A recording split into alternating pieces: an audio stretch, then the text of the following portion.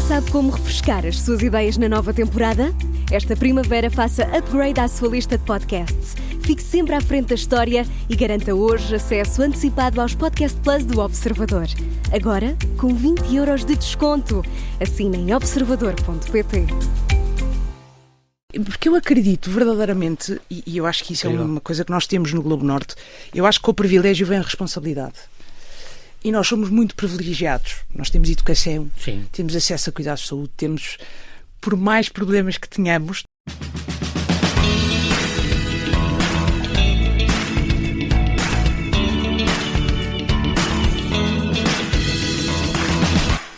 É vulgar ouvirmos as experiências de médicos ou enfermeiros em situações de conflito ou de catástrofe natural, mas é muito raro ouvirmos farmacêuticos. Mas sem eles, as coisas não funcionavam. Sem eles não haveria medicamentos ou material para tratamentos, clínicas de campanha, vacinas ou equipamentos médicos, muitas vezes conseguidos graças a desafios logísticos que se tornam verdadeiros pesadelos quando as condições no terreno são difíceis ou perigosas. A minha convidada extra de hoje é Filipa Pereira. Ela é uma jovem coimbrã que é farmacêutica comunitária e trabalha há 7 anos com a Médicos Sem Fronteiras, onde supervisiona e coordena operações farmacêuticas em zonas muito complicadas, como o Congo, o Sudão, Angola ou Moçambique. Como diretora de estoque médico desta organização internacional, participou, por exemplo, no apetrechamento de um comboio médico humanitário itinerante, um verdadeiro hospital sobre carris, com 30 camas de cuidados intensivos e serviços de traumatologia na Ucrânia, ou, por exemplo, na escolha de burros e camelos para transportar vacinas no Darfur. Esta quinta vai participar de uma tertúlia a decorrer online, a partir do Museu da Farmácia, em Lisboa, sobre a importância da saúde dos serviços de informação nos campos de refugiados. Olá, Filipe, bem-ajas por ter aceitado este meu convite. Bem-vinda à Rádio Observador. Olá, muito obrigada eu pelo convite. É um grande prazer estar aqui a falar contigo. Tu nasceste então em Coimbra. A tua ligação, digamos que à medicina, vem um bocadinho do teu avô. Tinhas um avô obstetra que ele próprio tinha feito trabalhos no Senegal e em Cabo Verde, nos Palopes, não sei o que, não foi? Exatamente. E tu ouvias histórias dele e gostavas? Sim, eu nunca o conheci. Dizem que sou muito parecida com ele. Ok. De facto, o meu avô tirou medicina em Coimbra, depois vai tirar a especialidade para Londres, okay. E é um dos primeiros bolseiros da OMS, em 1900 e qualquer coisa. Exatamente, e vai então pela primeira vez ao Senegal, e depois, entretanto, esteve pela Índia, Moçambique, Angola, Cabo Verde, São Tomé. Incrível. E essas histórias também, se calhar veio a mim também este teu pendor humanitário. Antes disso, há este fascínio para farmácia. Vem de onde? Isto é tens uma farmácia na família? Ouvi dizer que também é claro, gestor. Exato. Pronto, então é isso. Portanto, eu cresci a passar férias na farmácia, não é? Portanto, a ajudar claro, a mãe e a família. E principalmente a roubar açúcar candy no laboratório. A sério? A sério. O teu curso foi de Ciências Farmacêuticas, tiraste, que é licenciado e mestrado integrado, não é? Sim. E há aqui uma passagem por Salamanca, tu ganhaste uma bolsa? Na altura fiz Erasmus, portanto tive as bolsas Erasmus atribuídas à Faculdade de Farmácia da Universidade de Coimbra e acabei por ir para fazer um ano a Salamanca. E depois no ano seguinte volto a sair e vou para a Holanda também com uma bolsa Erasmus. Aqui para a Universidade de Erasmus, sim, na Roterdão, não é? Exatamente. Mas tudo dentro sem uma área específica. Sabias que farmacêutico era o curso e depois se vê... Em princípio ias tomar conta do negócio da família. Pronto, eventualmente sim. Era isso. O objetivo base, digamos assim. Exato. E depois a vida trocou outras voltas. Trocou mais à minha mãe. Foi? Não, porque de facto o eu ter seguido a farmácia humanitária não é uma coisa de facto comum. Não é? Sim. E infelizmente. Infelizmente, sem dúvida. É preciso mais, eu sei. É. E quando eu segui farmácia, toda a gente esperava, não é, de facto, que eu ficasse a assumir o negócio da família. E que assumo, atenção. Pois continuas sócio e gestora, não é? Sim. Estamos a falar em Olhã. Sim. Oliveira do hospital? Do bairro, Oliveira do Bairro, exatamente, Aveiro. Isso. Portanto, uma farmácia que já está connosco de facto há 3 gerações e continua a gerir. Tenho uma grande equipa que me ajuda, obviamente, e que me permite ter então este meu segundo trabalho como farmacêutica humanitária. Eu digo que de facto, quem tem uma farmácia e tira farmácia, o normal seria seguir essa carreira de farmácia comunitária. Eu decidi juntar não mais fazer qualquer normal. Coisa. Pronto, eu não faço o normal. Exato. Este MBA, também tiraste depois o teu MBA em Aberdeen, na Escócia? Porque eu já durante a faculdade de farmácia, eu gostava muito de saúde pública. Okay. Eu já não era uma farmacêutica normal, dita normal, não é? Sim. Eu sempre gostei muito de história. Okay. E, portanto, eu sempre fui muito ligada às ciências sociais. Gosto de política, não a discuto porque não é minha área, não me meto em áreas que não são minhas, mas eu penso que a junção de tudo isto, todos estes meus gostos... É saber onde é que vai desaguar, obviamente. Exatamente, no que faço hoje em dia. Gestão de Saúde Internacional, foi em Aberdeen que estudaste. Exatamente. Saúde Internacional, já cá estás, e como se não bastasse, uma pós-graduação em análise financeira aqui ali no Porto, já onde tu moras, não é? A tua base é no Porto, não é? Sim, hoje em dia no Porto. Na Porto Business School. É engraçado porque houve uma competição, o Everest, trabalho de equipa e liderança, que é uma aplicação da Harvard Business School. Sim. Que tu ou ganhaste ou foste das mais bem colocadas. Foi, não foi? Ganhei. E isto foi na Escócia? Foi entre os alunos da universidade? E é curioso, eu já nem me lembrava disto, meu Deus. É curioso, porque foi das minhas primeiras experiências um pouco... Ou seja, o efeito das diferentes culturas e o quão nós nos temos que adaptar. Porque eu lembro-me, quando eu fiz esse desafio, até o meu mestrado, nós éramos 4 europeus. Em 40 e tal pessoas, éramos 4 europeus, o resto era tudo China, África...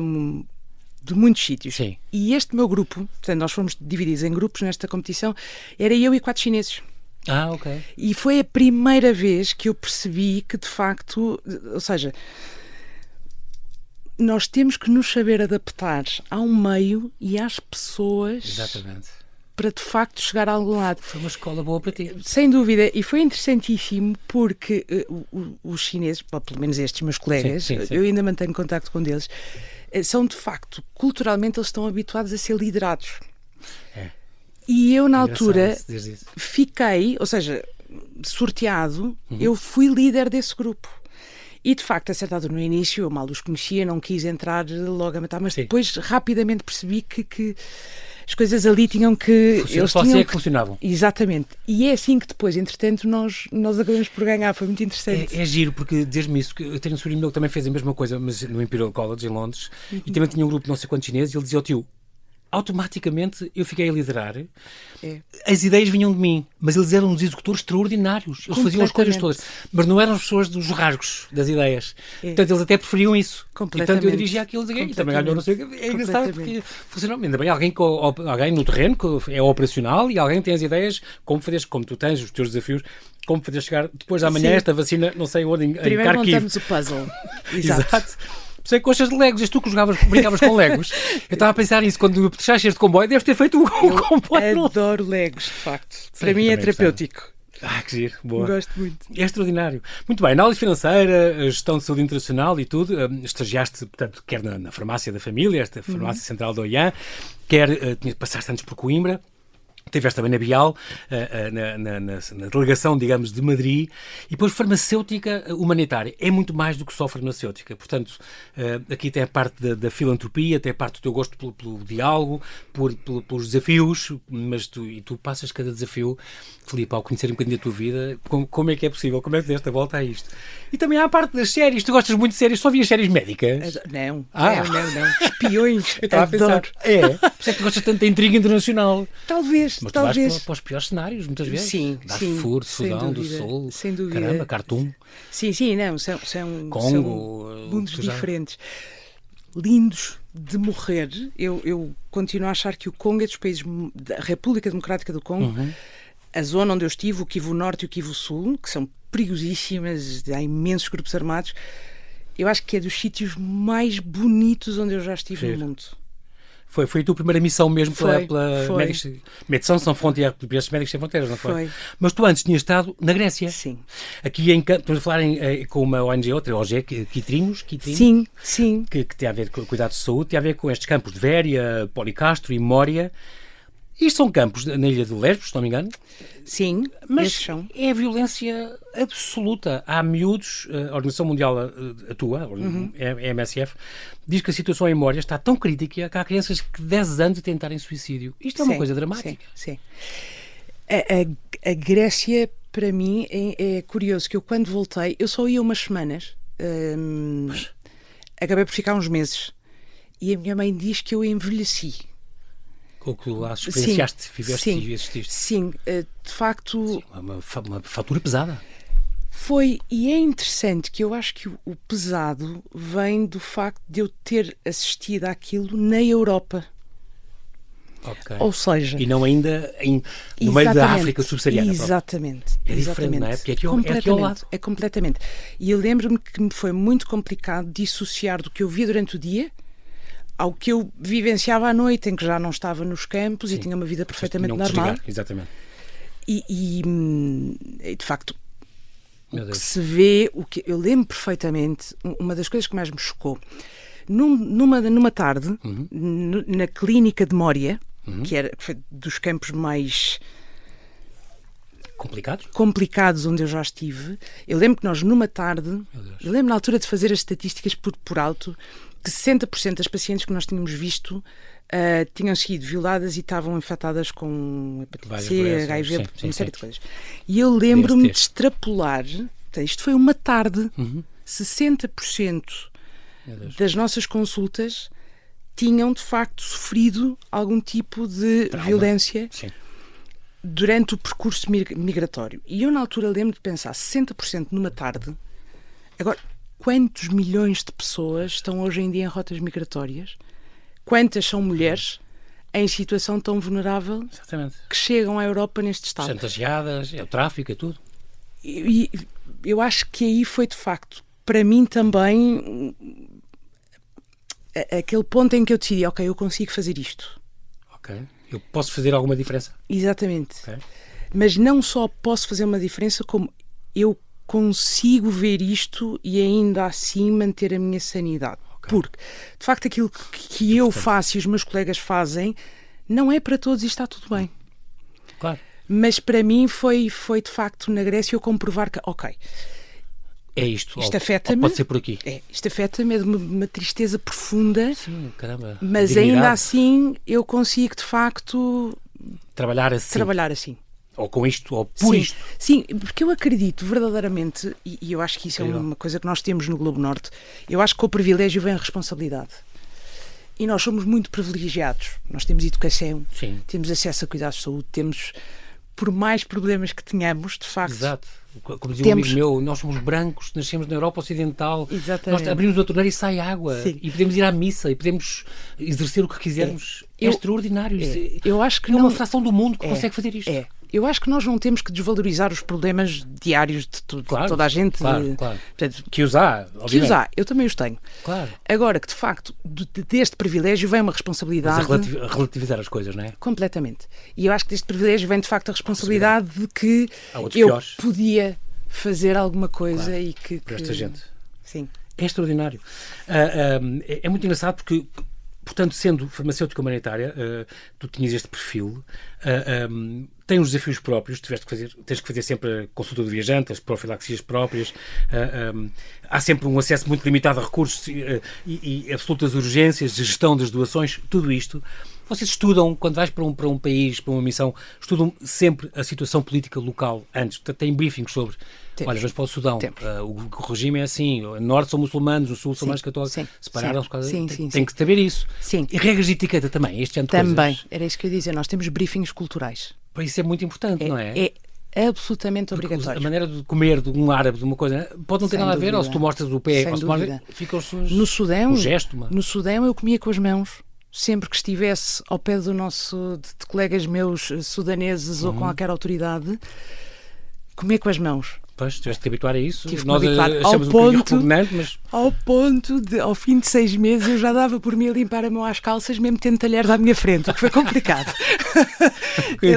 Entra-te. Engraçado, isso aconteceu-te. De facto. Não, mas é absolutamente imperativo. Mas é essencial para chegar aos outros. É absolutamente imperativo ter briefings culturais. Eu vou um bocadinho extra porque sou muito curiosa e gosto de facto de história.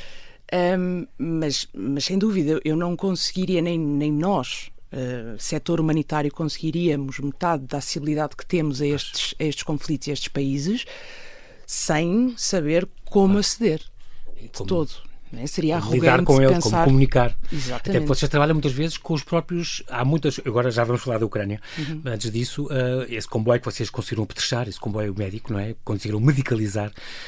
Isto é em parceria com o Ministério da Saúde. Vocês também têm que... Há coisas que conseguem só com os governos locais, por mais ditatoriais que sejam, não? São muito poucos os países onde nós não estamos a trabalhar com o Ministério da Saúde. Nós e qualquer outra agência ou não eficazes, mas tem que ser. Sim. Porque é o que abre as portas, é o que deixa. Completamente. Senão as coisas também se perdem, não é? Tu, e aprendes línguas, tu tens uma grande curiosidade, já acabaste de dizer, tu, além do inglês e francês, assim, mas o árabe, swahili e russo, dá-te assim uns toques, é isso? Porque... O shokran e essas coisas. Exatamente. Exatamente, alhamdulillah. Ok, mas tiveste mesmo que aprender e treinar, é engraçado, mas foi também o gosto teu. Não, sim, completamente, porque as nossas missões são em línguas internacionais, o inglês, o francês, lá surpreende-se quando falas um bocadinho com eles. Porque eu depois inevitavelmente começo a apanhar algumas palavras, claro. e vou para os Duolingos e para essas coisas, e depois a certa altura eu lembro. A certa altura eu conseguia ter uma conversa no supermercado. Eu não conseguia ter conversa nenhuma. Eu percebia era o que me estavam a dizer, sim. E introduzia 2 ou 3 palavras, o sim, o não, o obrigado, e conseguia de facto. E os meus colegas ficavam a olhar para mim e diziam: ela é doida. Há sempre um medo, Filipe, mas a riqueza que se traz compensa esse esforço. Compensa. O que tu ganhas como pessoa. Compensa. Mas vês coisas horríveis, as crianças abandonadas, sim, que a tia deixou para não faltar às aulas, e ninguém foi levantá-la ao fim do dia. Dramático. Crianças órfãs, sozinhas e feridas. Sim, e perceber violentadas. O engraçado é que esta bebé Glória é uma bebé que me vai marcar para o resto da vida, porque eu descobri que ela estava no hospital. Não, foi no Sudão do Sul. Isto era uma bebé que eu descobri que estava neste regime, ou seja, a equipa médica sabia, mas também não sabia muito bem como lidar. Nós estávamos a atravessar um pico de uma epidemia de rotavírus. Na altura tínhamos o hospital abarrotado de miúdos, e eu tinha um grave problema com o meu estoque de leite terapêutico naquele hospital. Eu não estava a perceber quem é que me estava a consumir, e aquilo já me estava a dar cabo da minha gestão de estoque.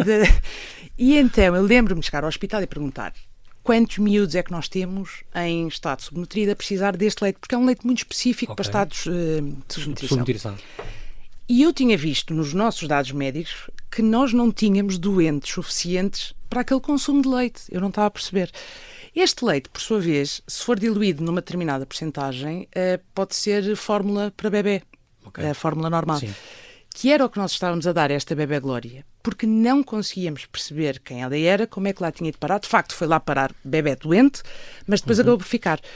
E foi muito engraçado, porque foi à conta de um dos meus 1000 Exceis, né, que eu descubro que este leite está a ser demasiado consumido, percebemos quem é a bebé Glória, e depois há de facto um esforço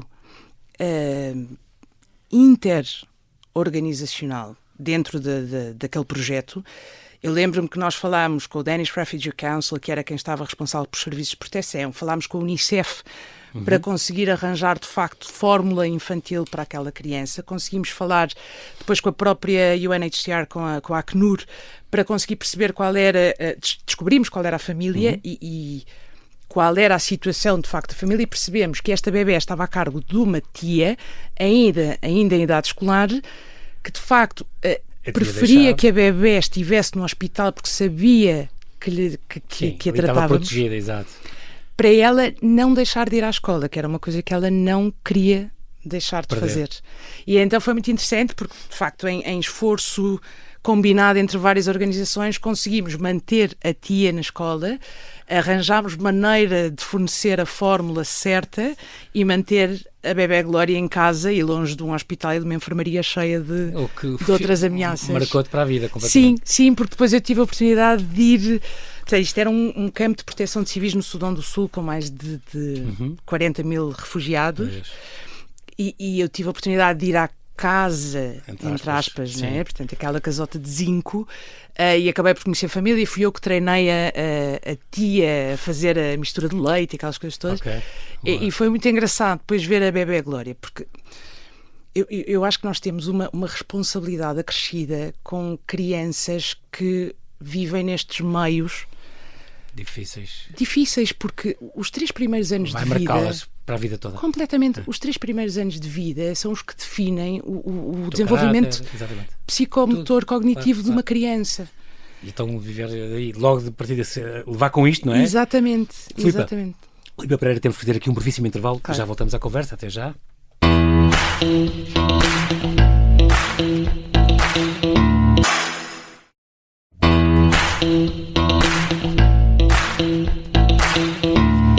Estamos a conversar com Filipa Pereira. Ela é uma farmacêutica humanitária que há 7 anos integra os Médicos Sem Fronteiras e nos veio contar algumas das suas experiências em regiões como o Darfur, no Sudão, o Cabo Delgado, em Moçambique ou na Ucrânia. Estamos a falar também das Médecins Sans Frontières, estes Médicos Sem Fronteiras. Este nasceu em 71, em França, a sede é em Genebra. Há mais de 70 países que colaboram, 69 mil profissionais, diferentes áreas, diferentes nacionalidades. 96,3% do financiamento é por donativos. Qual é a grande diferença para a AMI? Sabes, Filipa? A AMI é a Associação Médica também internacional, mas vocês não colaboram às vezes nos mesmos campos? Por acaso é curioso, eu nunca encontrei a AMI. Tem cá células em Portugal também? Sim, nunca encontrei a AMI. Sei que o fundador da AMI fez também parte da Médicos Sem Fronteiras em tempos, se não me engano, mas de facto não sei, nem nunca, por acaso nunca me cruzei. Ainda bem que vocês existem no campo. Polivalência é uma coisa que vocês são obrigados a ter, como dizia um colega teu, nunca podemos dizer isto não é tarefa do farmacêutico. Não, vocês... É preciso haver um gerador, então quem é que vai buscar, quem é que traz o gerador, qual é a dotação que vocês têm para o dinheiro, para o gasóleo do gerador, por exemplo. Tem que tratar de tudo. Há, no entanto, muito pouco conhecimento, pouca divulgação do vosso papel, até no próprio universo farmacêutico. Porquê é que isto acontece? Isto devia ser mais divulgado. Vocês não têm tanto carisma como os médicos, que têm mais associações que puxam por eles? Vocês fazem um trabalho tão importante. Sim, mas eu acho que o próprio trabalho é tão de retaguarda? Office, né? Sim, okay. Exatamente, é tão de retaguarda. Está bem, mas é essencial. Sem dúvida. E eu acho que se calhar isso também é uma questão um bocadinho portuguesa. Okay. Não só o farmacêutico humanitário não ser uma profissão conhecida, como a própria carreira humanitária não ser uma carreira conhecida em Portugal. Eu acho que não é só do farmacêutico, é de vários perfis. Porque a verdade é que eu trabalho em todos os projetos, tanto da Médicos Sem Fronteiras como de outras organizações. Eu trabalho com engenheiros, advogados, economistas, médicos, enfermeiros, psicólogos, mecânicos, portanto, tudo. Não é? Nós precisamos das valências todas, porque eu não consigo comprar um medicamento sem ter alguém do lado financeiro que faça o orçamento e aprove isto tudo. Não consigo distribuir rigorosamente nada sem ter um departamento de logística. Exatamente. Não é? Transportes. Completamente. Claro. A engenharia civil, a engenharia mecânica de comunicações. Não consigo fazer nada sem equipas, portanto eu preciso de recursos humanos. Claro. E não consigo fazer nada sem ter, obviamente, a equipa médica que acaba por ter a primazia nesta organização específica, mas depois há também um departamento de operações, não é? Que é quem faz a parte do networking, de segurança e decide, de facto, onde é que se vai e o que é que se faz. E, portanto, é tudo, trabalho em equipa sempre muito importante. Relações internacionais, politólogos, ou seja... Achas que há falta de vocações, se calhar, em Portugal, nesta área? Eu acho Como é que podia melhorar isto? Chamar mais pessoas para isto, Filipa? Eu acho que primeiro trazer visibilidade a este tipo de carreira, sem dúvida. Puxa também doações e pessoas. Sim, nas faculdades todas. E eu acho que isso, há várias organizações já a tentarem fazê-lo, a Médicos Sem Fronteiras também o faz. Nós vamos a algumas faculdades. Ou fazer TED Talks, ou ir Sim. Isso é importante, por acaso. Agora, há aqui uma questão, é que uma carreira humanitária não é voluntariado. E, portanto, é preciso... Quando nós entremos nestas organizações já profissionalizadas ou nas agências das Nações Unidas, já há por trás uma carreira ou feita no setor privado ou feita noutros países. No mundo laboral. Portanto, não é de facto uma coisa que se possa fazer mal se saia da faculdade. E eu acho que, felizmente, nos últimos anos tem havido mais visibilidade sobre a carreira humanitária, quanto mais não seja por todos os problemas que há no mundo. Sim. Porque, de facto, trabalho não nos falta hoje em dia. Exato.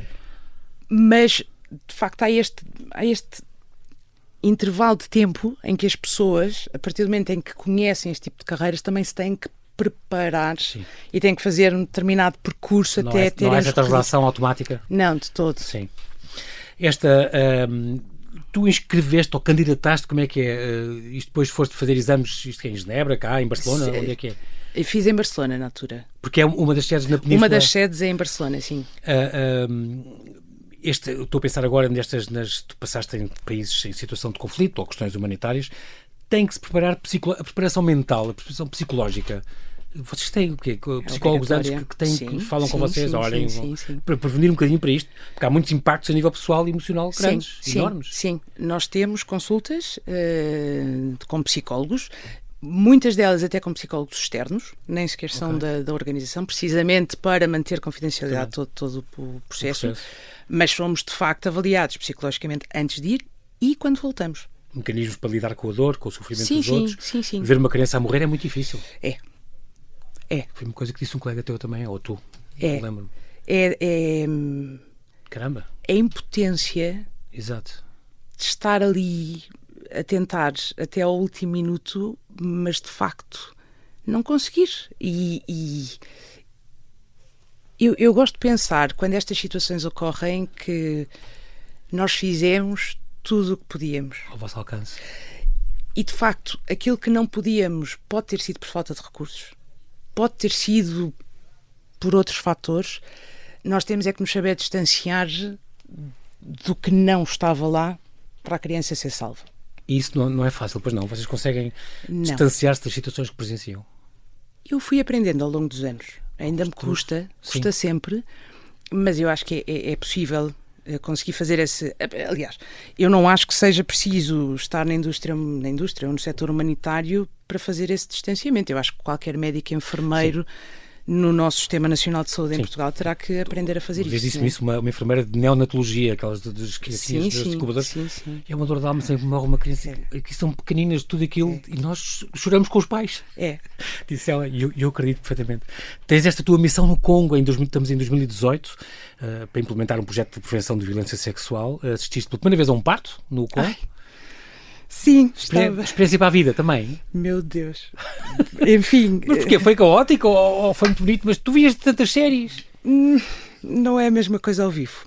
E se calhar naquelas condições, não sei. Sim, também. Não, eu acho que para mim eu estava no sítio errado à hora errada. E é muito interessante. Porque há muita gente que romantiza esta questão do parto, não é? Sim.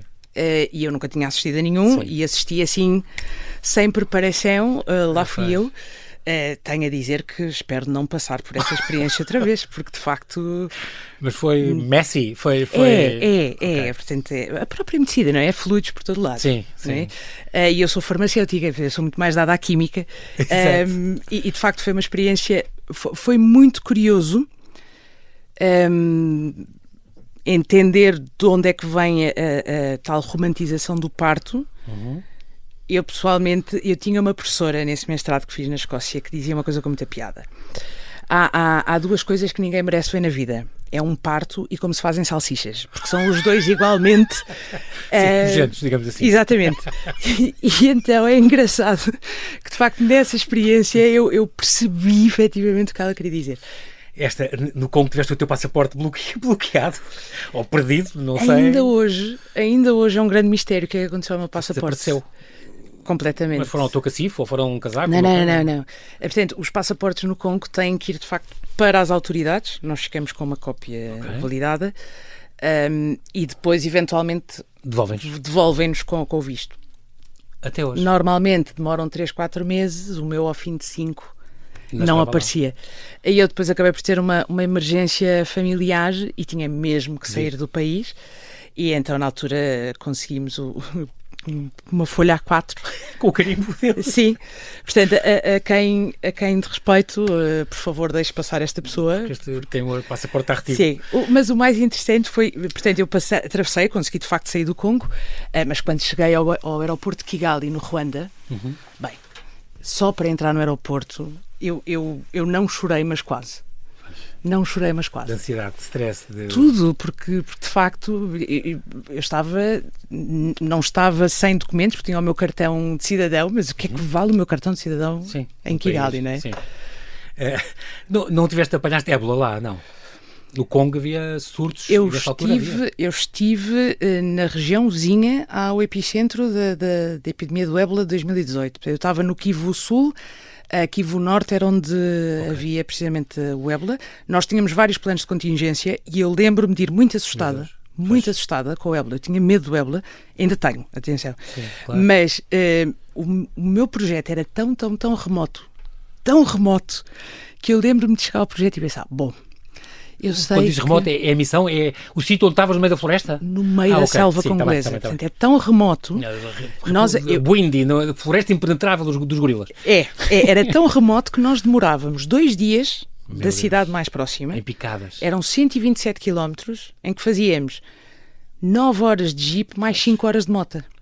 Meu Deus. Portanto, era uma loucura. Claro. E eu lembro-me de pensar, qualquer pessoa infectada com ébola não consegue fazer este caminho. Não faz, não chega. Portanto, não chega cá. Nem os mosquitos. O Sudão do Sul é um bocadinho depois. É curioso, tu dizes, o facto tem este conflito no Darfur desde 2013. Entretanto, é um regime bastante pacificado. Há 5 anos o regime abriu e tal. O Sudão não reconhece o estatuto de refugiado, se não me engano é uma coisa que vais falar depois nesta conferência que vai haver, nesta colóquio que vai haver. Mas tu dizias isto, não há nenhuma zona segura no Sudão. Passa um helicóptero e as pessoas todas escondiam-se e as aldeias esvaziavam-se e fica deserto em segundos, porque era uma situação que tu vivias na altura. Hoje já não tanto, essa questão dos helicópteros não é no Sudão, é em Moçambique. Ok. Então é onde tu estiveste, no Cabo Delgado? Exatamente. De facto foi dos conflitos mais bárbaros onde eu já estive até hoje, porque vi populações absolutamente petrificadas, assustadíssimas, em Moçambique Norte. Porque havia ali uma série de movimentos de milícias, na altura dizia-se ligadas a aldeias, ainda hoje se diz. Que decapitavam e não sei o quê, havia exatamente, muitos casos de decapitações. Exatamente. E estas populações, de facto, já viviam tão aterrorizadas que bastava passar um helicóptero por cima da aldeia que já, portanto, fugiam apavoradas e já não sabiam. E ficava deserta num segundo. Completamente. Entretanto, isto é no Sudão, estes HIV, tuberculose, o Calazar e esta... Sudão do Sul. É? É. Tinha estas, Calazar, esta leishmaniose visceral, uma doença muito endémica do sul do Sudão, que como picada, vem por picada também, de parasita, e que tu eras responsável técnica farmacêutica das missões onde isto se passava a toda hora. Sim, todo o circuito farmacêutico, a supervisão deste circuito farmacêutico, garantir que o medicamento estava no sítio certo, à hora certa, mas garantir também que já tínhamos em pipeline os medicamentos certos a chegar à hora certa, com tudo o que são as restrições de importação e regulamentares. São muito. No Sudão, super burocráticos. No Sudão do Norte é impressionante. No Sudão do Norte, nós precisamos de um visto para entrar e de um visto para sair do país. É impressionante. E eu lembro-me que para enviar medicamentos, portanto, a minha sede era em Khartoum, eu fiz a missão toda em Khartoum, eu tinha que enviar medicamentos para o Darfur, eu precisava de documentos de inteligência militar a permitirem-me enviar medicamentos para o Darfur. Incrível. Uma burocracia monumental. E mais do que conseguir medicamentos, muitas vezes, Filipe, era o transporte que podia ser complicado. Aqui é que havia a história dos camelos e dos burros. Exatamente. Tu escolhias. Exatamente. Não, é extraordinário. O Kenny, nosso camelo, do Darfur. Exatamente. Fazia distribuição de vacinas. Era muito mais estável que os burros. Era. Tinhas que escolher. E é engraçado, porque a primeira vez que eu me deparo com os burros é no Darfur, numa montanha onde a acessibilidade é muito complicada, e aparece num dos meus orçamentos, porque nós tínhamos que fazer uma vacinação de urgência, aparece num dos meus orçamentos, partilhado com a logística, uma linha de combustível para burros. E eu, combustível para burros, que será isto? Eu penso. E depois descobri que só conseguíamos usar burros como meio de transporte nessa zona. E aí depois pensámos outra vez, mas as arcas frigoríficas para transporte de vacinas, um burro não aguenta com aquelas caixas. Sim. E é aí que depois conseguimos calor, um camelo. Ok. Portanto, foi puramente logístico nós termos um camelo. Já está, e vocês resolvem os problemas, não é nada que não possas fazer. E de facto aqui é o contrário da Ucrânia, aqui era calor demais, não é?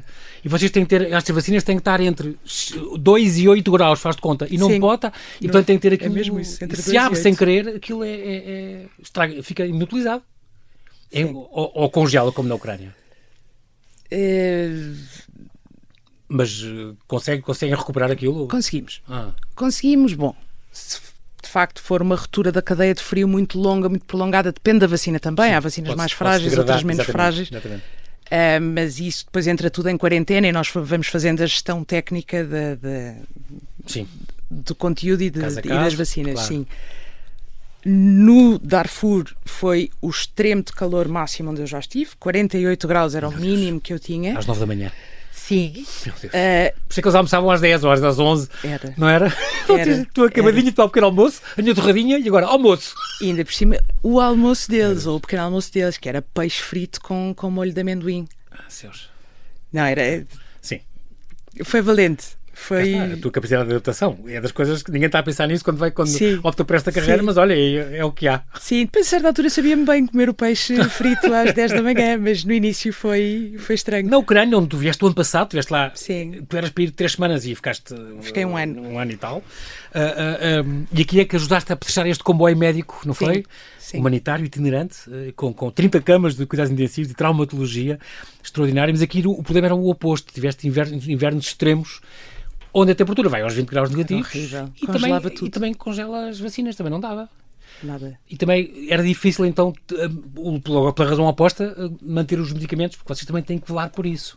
Muito, inclusive em vacinas, é até muito mais complicado recuperar, aliás, é impossível recuperar uma vacina com gel do que uma vacina que seja exposta a um período de calor controlado pequenino.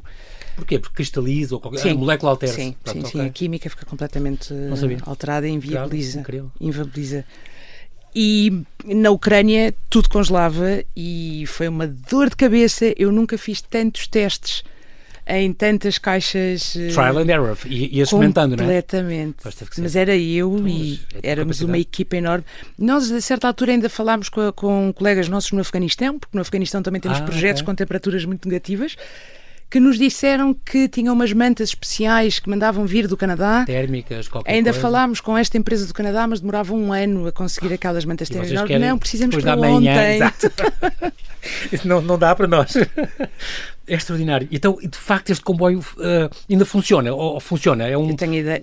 Transformou-se um comboio normal, adaptou-se a um comboio normal. Sim. Tiveram que fechar com tudo, cama, cá está. Sim. O vosso trabalho não é só o medicamento, as camas, os materiais dos fisioterapeutas. Tudo. Material de fisioterapia, eu nunca tinha lidado com material de fisioterapia, passa também por farmácia, porque é estoque médico. Tudo de moletas, coisas, tudo, para os amputados, tudo. E as próprias salas de fisioterapia, portanto, aquelas rampas, as diferenças das almofadas, dos ângulos. Os pilates. Aquilo é um mundo. Então aquilo ocupa imenso espaço. Imenso. Mas são essenciais em coisas de guerra, em cenários de guerra, não são? Porque há todos os telhaços, há as coisas, há os... Neste caso, sim. Amputações e coisas, as pessoas têm que reaprender a andar, Sim. Quando há cirurgia de guerra, nós temos uma componente de fisioterapia muito grande. Tanto que as nossas grandes missões para fisioterapeutas são, por exemplo, Palestina, Iémen, Ucrânia na altura e Síria. Nesses países tu trabalhaste para eles, mas não estiveste neles mesmo, pois não? Não. Porque tu fizeste coisas a ver com o Palestina, exatamente, com a Síria, eu li. Eu hoje em dia já trabalho em sede, não é? Já não sou operacional de terreno. Por opção própria ou por progressão de carreira? Progressão de carreira. Mas não terias gosto, não voltarias nunca? Volto, mas continuo a voltar. Ok. Sim, não. Tu tens jeito para aquilo. Está-te na cara, Filipe, pelo amor de Deus, quem está a ver. Ao mesmo tempo que custa, é duro, deve ser com certeza muito duro em certos momentos, mas nunca pensas assim em desistir, não. Eu tenho que fazer isso. É a minha missão, eu escolhi isto. Sim. É uma carreira como qualquer outra. Mas é como qualquer outra, com uma fatura pesada. Sim, sem dúvida, mas no sentido em que até para uma pessoa preparada, a progressão que existe dentro do setor humanitário é a progressão que existe dentro de qualquer empresa. Sim. Sim, portanto, hoje em dia eu fiz 6 anos de terreno, como operacional de terreno, comecei como farmacêutica de projeto, depois evolui para farmacêutica do país. Hoje em dia, basicamente estou em sede, tenho um portfólio de países, neste caso eu estou desde janeiro com o Médio Oriente, tenho farmacêuticos nestes países, os quais hierarquicamente respondem a outras pessoas dentro dos países, mas tecnicamente respondem a mim. Portanto, há determinadas coisas em que eles precisam da minha validação técnica como farmacêutica para poderem fazer. E daí eu já não tenho responsabilidade operacional sobre o que se faz nestes países, mas tenho responsabilidade técnica, mais ou menos. Sim, porque geres isso. Sim. Quando eu tenho aqui que em 2025 as tuas competências passam pela Palestina, Síria, Afeganistão, México e Iémen, é para onde vais fazer esta coordenação dos serviços farmacêuticos. Muito bem. E irei visitar, se tudo correr bem. O que é preciso, agora isto para terminar, o que é preciso... o que é que os Médicos Sem Fronteiras precisam mais? Meios, capital humano, doações? O que é que precisam neste momento? O que é que tu achas que fazia falta? Eu acho que o estado do mundo, tudo. Continuar a precisar de tudo, não é? Tudo. Mais pessoas, mais dedicação, mais... Tudo. Sim. E se calhar divulgar os vossos esforços, que isso era muito, muito importante. É sobre isso também que vais falar então esta quinta-feira, dia 27, às 9 da noite, na página do Facebook do Museu da Farmácia. Pode assistir a este debate que vai ser com a Filipa, farmacêutica com experiência no setor humanitário, com quem conversámos, com o João Henriques, que é presidente executivo do Observatório do Mundo Islâmico, o Nuno Gamito, ex-técnico de coordenação de informações, e com a moderação do João Neto, o diretor do Museu da Farmácia, que aliás, para o ano que vem vai fazer 30 anos, está de parabéns. Portanto, vai ser esta conversa sobre o conflito no Médio Oriente, com um foco na saúde dos campos de refugiados e na importância dos serviços de informações na democracia. Muito, muito importante. Filipa, não temos mais tempo, foi muito bom conversar contigo. Muito obrigada. Tu vais voltar agora para o Porto, portanto, não é? Já a seguir. Boa viagem e de facto nunca deixes esta fantástica carreira, esta missão que tu tens. Obrigado pelo teu testemunho de vida. Boa sorte para estas missões futuras, direto ou indiretamente. Tudo de bom. Muito obrigada, foi um gosto. Obrigado.